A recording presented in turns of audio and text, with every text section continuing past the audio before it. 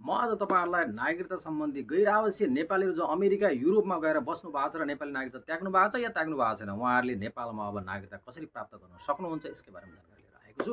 यदि तपाईहरु मेरो युट्युब च्यानलमा नयाँ हुनुहुन्छ मेरो युट्युब च्यानल सब्स्क्राइब गरिदिन अनुरोध छ। त्यसको लागि रातो बटन दबाइदिनुला, छेउमा भएको घण्टा बटन दबाइदिनुला, अल मा क्लिक गरिदिनु ताकि यस्तै जानकारीमूलक भिडियोको बारेमा तपाईहरुलाई चाँडो जानकारी प्राप्त गर्न जस्तो लागौँ आजको विषयवस्तु।